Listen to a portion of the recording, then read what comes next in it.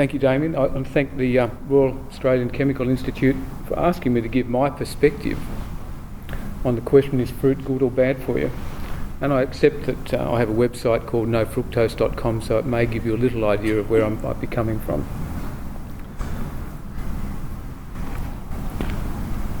I think there is something rotten amongst us, and that is misinformation. Of course fruit is good for you. That's exactly what we have been told, what we have been fed, and why would I question that? Why does an orthopaedic surgeon debate that topic at all? Well, I think there's a war out there. There's a war against lifestyle-related disease, and we're getting fatter and sicker because of what we eat.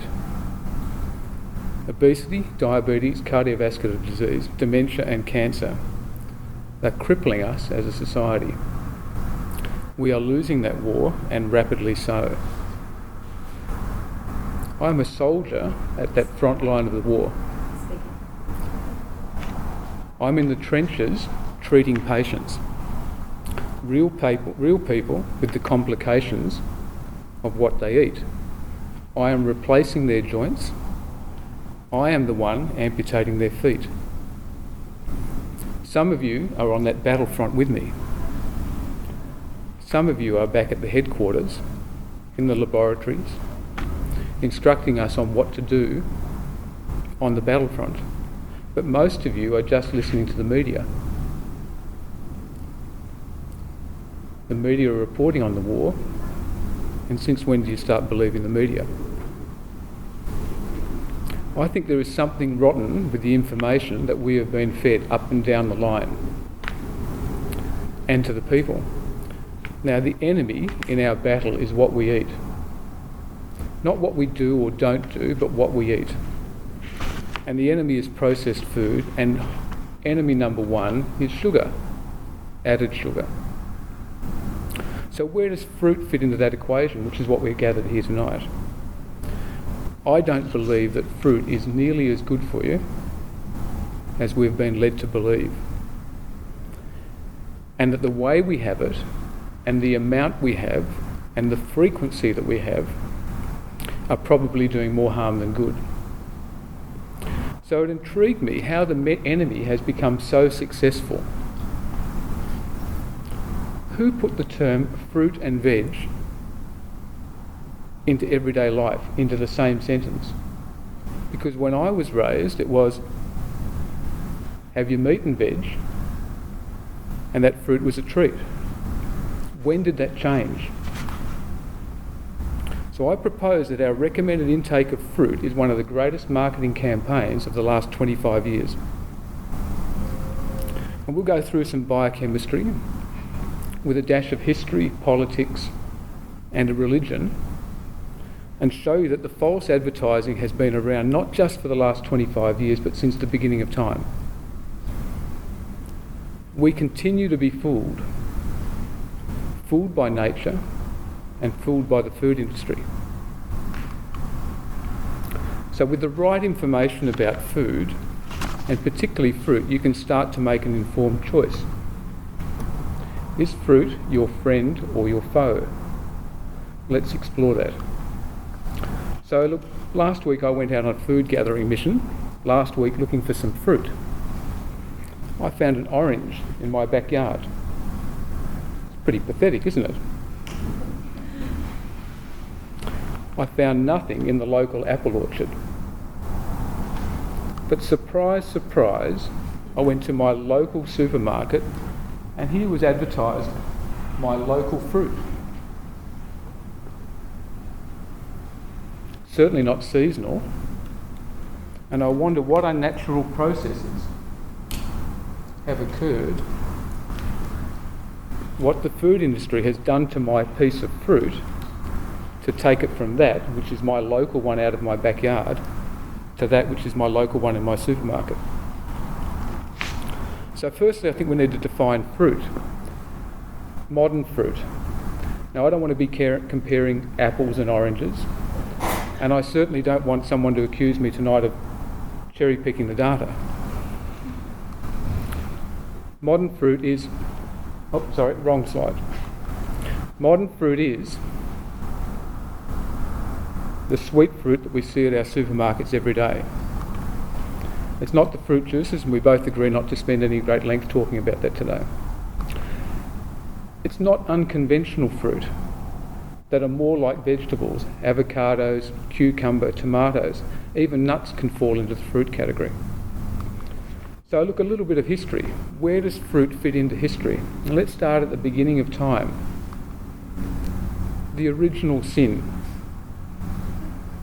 Adam and Eve started it all when they plucked that apple off the tree, and that turned us from immortal to mortal.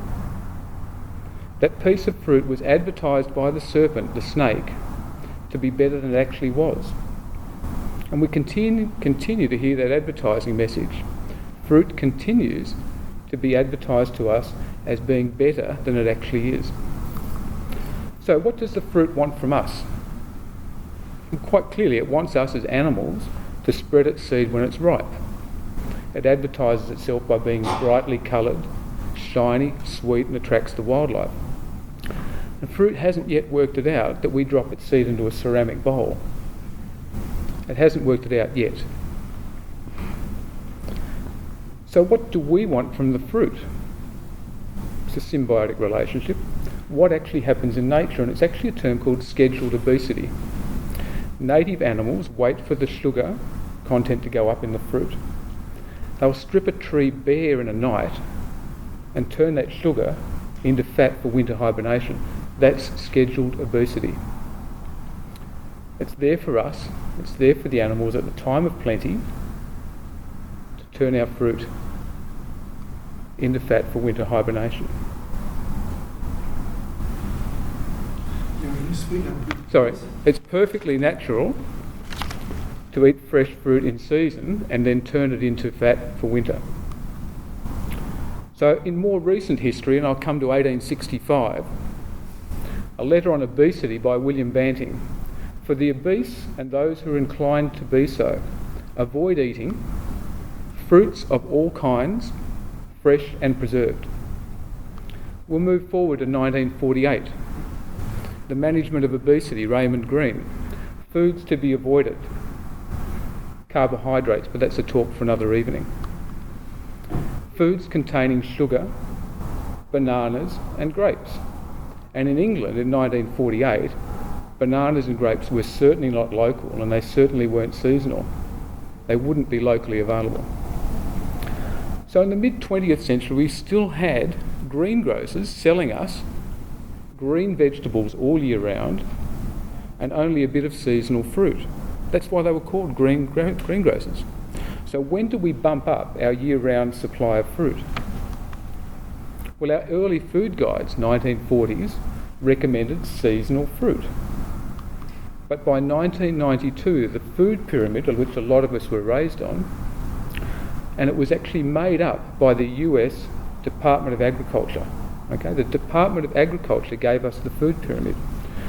And they started recommending 5 to 9 servings of fruit and vegetables per day. And where did that number come from? Well, strangely enough, it seems to have been made up. It's just been made up. And this happened in 1991, a year before that food pyramid was released. The American National Cancer Institute, the peak body for cancer research in the world at that time, looked at small studies of generally better off socioeconomic groups that showed some benefit of fruit and vegetable consumption in cancer prevention. They then met up with 40 major players in the food industry, and they decided to do a joint venture to promote fruit and vegetables to prevent cancer.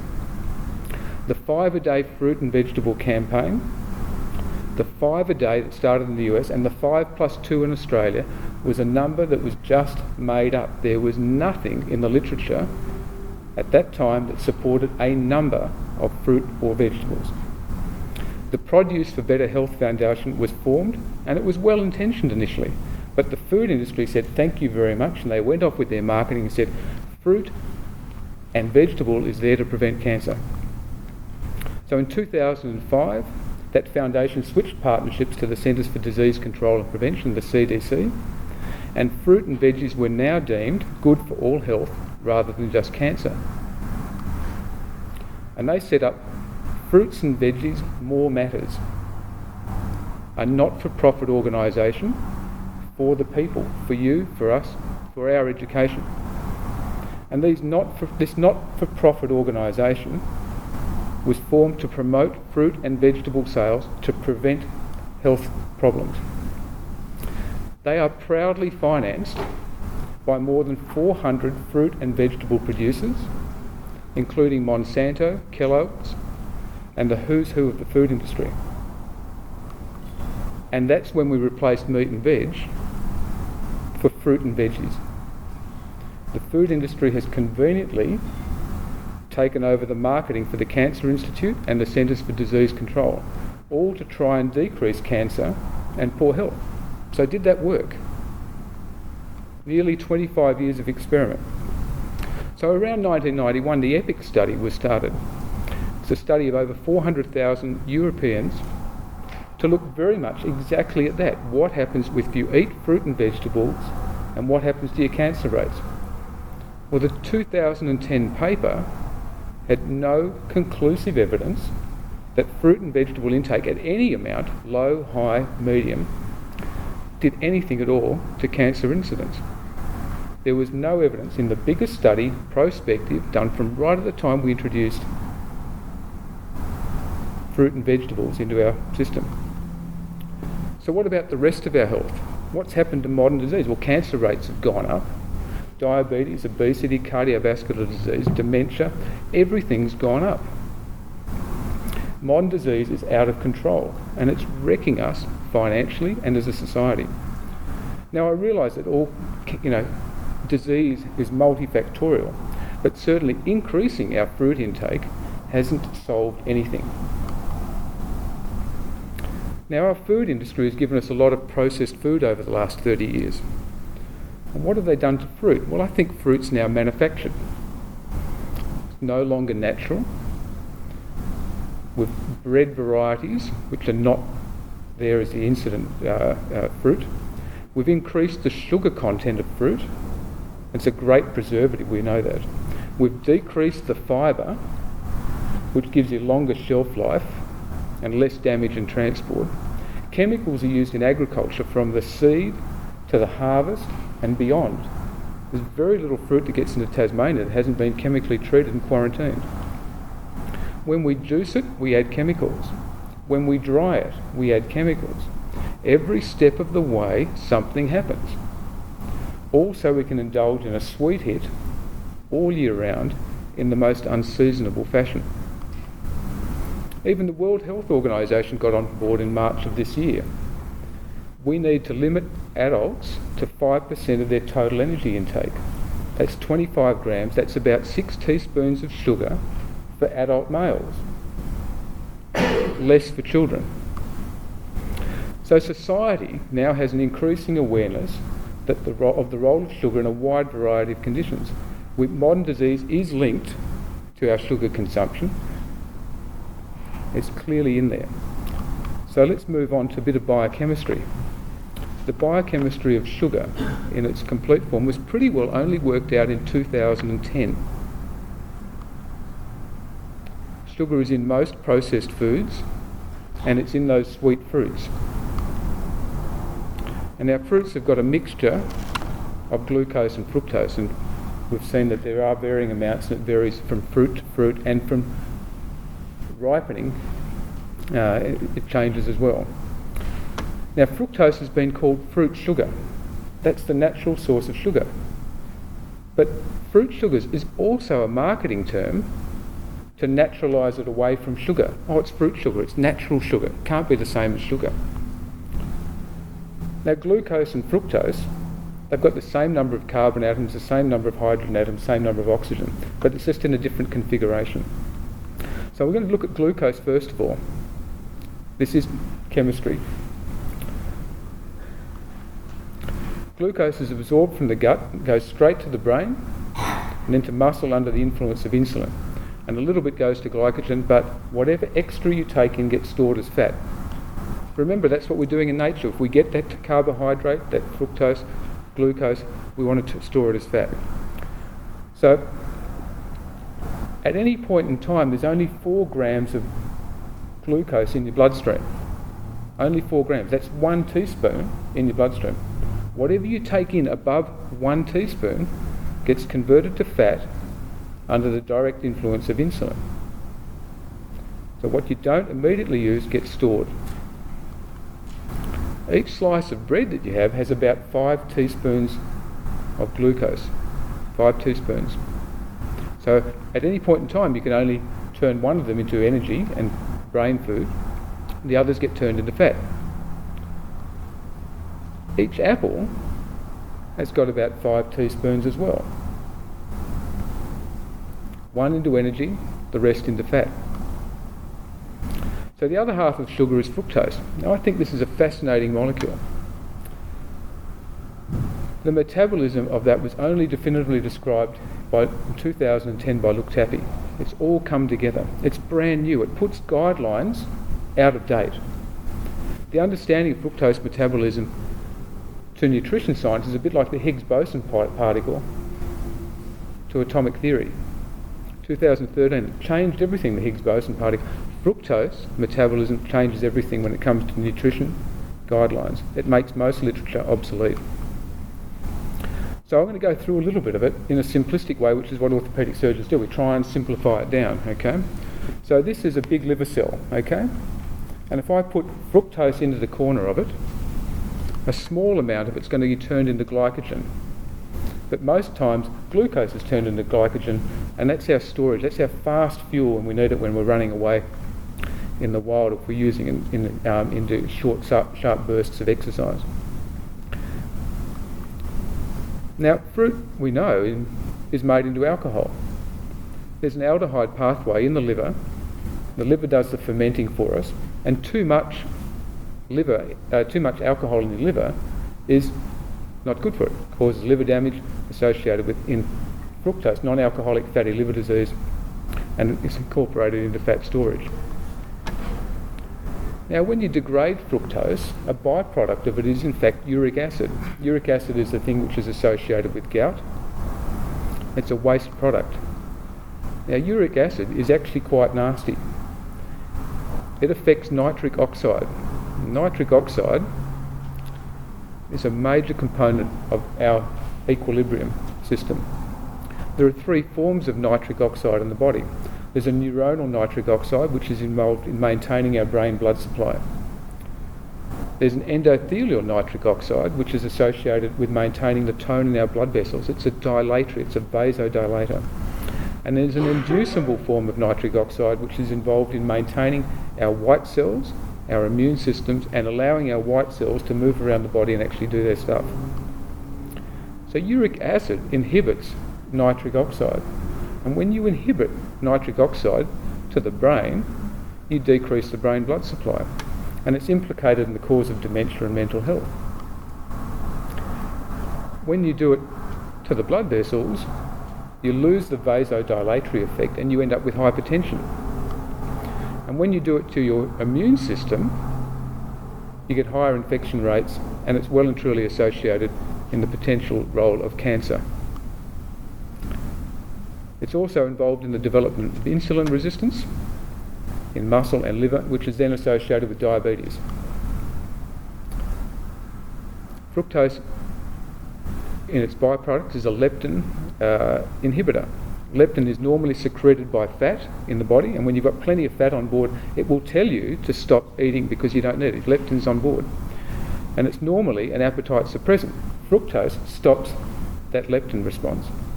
It inhibits the satiety that you normally have if you're overweight. Fructose also stimulates ghrelin. Ghrelin's that thing, that molecule, that hormone which actually makes your tummy rumble. It makes you hungry. All of that drives hunger. And there's another important pathway called de novo lipogenesis. And fructose is converted into the bad cholesterol particles. Not to cholesterol, but the bad cholesterol particles. They're called the small dense lipoproteins. the small dense LDLs. And when you increase the fructose load into the liver, you then increase the LDL production. Those small dense LDLs end up in every blood vessel wall in every organ of the body. They become oxidised and then inflamed. And that's the origin of cardiovascular disease, inflammation. This is an image of a blood vessel wall. Running along the top is the blood, then you've got the wall below it, and the LDL particles go swimmingly along. And I call the small dense LDLs the Goldilocks particle because they're just the right size to slip into the wall and get stuck there. They're not too big, float by, or not too small, and they zip in and out. And when they sit and they get lodged in the blood vessel wall, they become oxidised, and that creates inflammation. Now there are white cells that are involved. They're called macrophages. Those macrophages are there to mop up the inflammation. Now the critical thing here is those macrophages are under the direct response of vitamin D. Vitamin D helps those macrophages do their stuff to clear inflammation around. Now fruit is naturally available at the end of summer, beginning of autumn. And guess what nature gives us? It gives us plenty of sunlight, plenty of vitamin D at the very time when we're metabolising fruit, if we're actually going to be eating it in season. That fructose conversion to small dense LDLs is a major contributor to inflammation in every blood vessel wall, in every organ of the body. And that inflammation is behind all modern disease. So let's actually look at the nutrient value of fruit. And we were taught it's good for us, it's got lots of nutrients. Now let's look at the antioxidants, vitamins, minerals, fibre, the phytonutrients, and we'll look at the sugar. How does that compare to other seasonal fruit? That's what I want to know. What else is available in nature that could replace the fruit? So we know antioxidants are there to decrease the effects of oxidation, to decrease inflammation. It comes up all the time. Now we can take antioxidants, or we could actually eat less sugar and polyunsaturated oils to prevent the oxidation in the first place. That's my take. Let's stop eating the stuff which makes us inflamed. So we could eat less sugar, we could eat more antioxidants, or we could just sit down and have a cup of coffee, which has got a much higher antioxidant availability than the fruits. Even dark chocolate comes in at 2, just slightly above the fruit. Now, fruits advertise to us that it's rich in vitamins.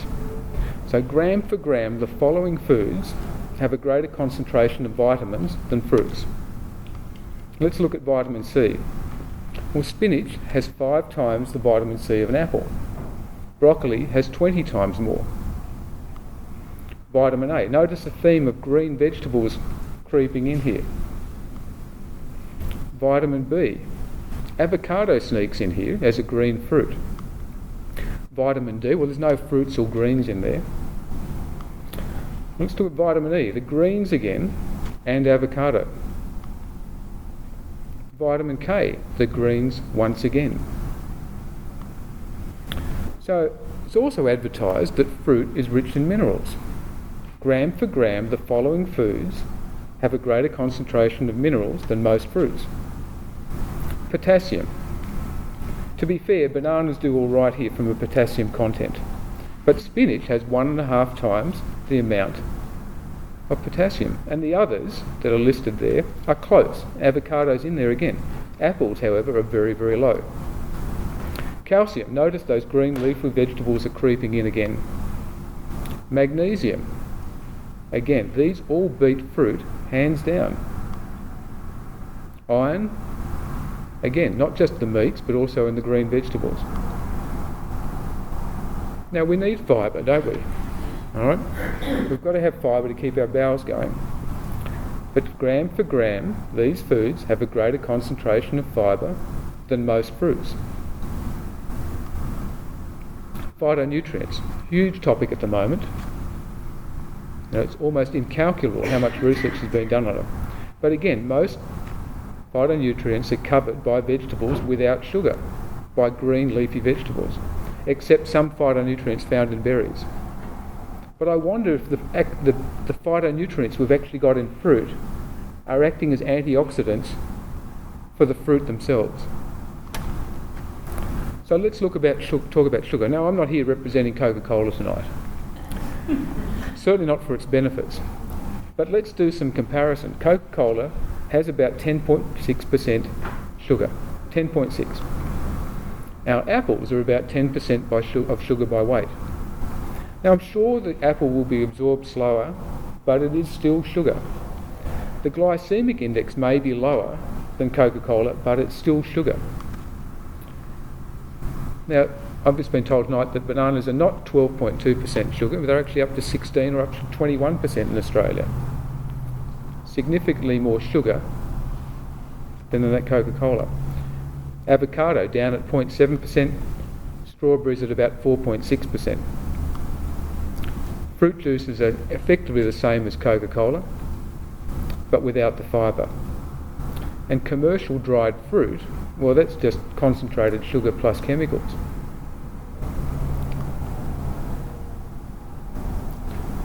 What do I think about the majority of fruit at the supermarket today? Well, to me, it's just confectionery on a tree. It's just sugar wrapped up in a shiny package. It is low in nutrient value. It's got nutrients, but it's low in nutrient value. And there are far better alternatives around that are more seasonal, but without the sugar. There are unconventional fruits that are fine, and some berries that are low in fructose. But let's go back and shop at the greengrocer. Grab our green vegetables that are there all year round and eat our local food seasonally. Look, I'm sorry to break the news to you. Fruit is not necessary every day. You can actually get away without having fruit most of the year. And that's what we did for most of the last 2 million years. The sugar in fruit will make you hungry. That sugar is there in nature to help you gorge on more sugar and whatever other food is available at the same time. It is linked with obesity and inflammation, and it is linked with modern disease. So if you have the right information, you can make an informed choice. For me, it's about having my fruit fresh. It's not much of it, but it's fresh. It's about having my fruit in season from my environment.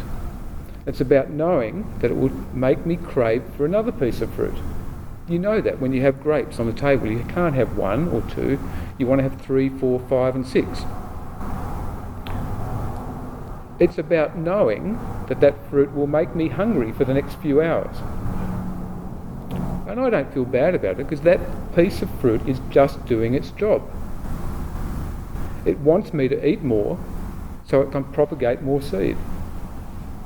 And the food industry is just doing its job as well. It wants me to eat more to propagate its profit. So, do I think that fruit is bad for you? Well, I think the advertising is the bit that's rotten, whether or not it is by Mother Nature or by the food industry. And fruit, in my mind, is clearly not as good as it's advertised to be. That apple, with added chemicals, was no good for Snow White. Maybe God was trying to tell us something. That piece of fruit hanging from the tree may seem irresistible in the short term, but there are long-term consequences when we do something that we were not meant to do. There are better alternatives to taking that confectionery off the tree.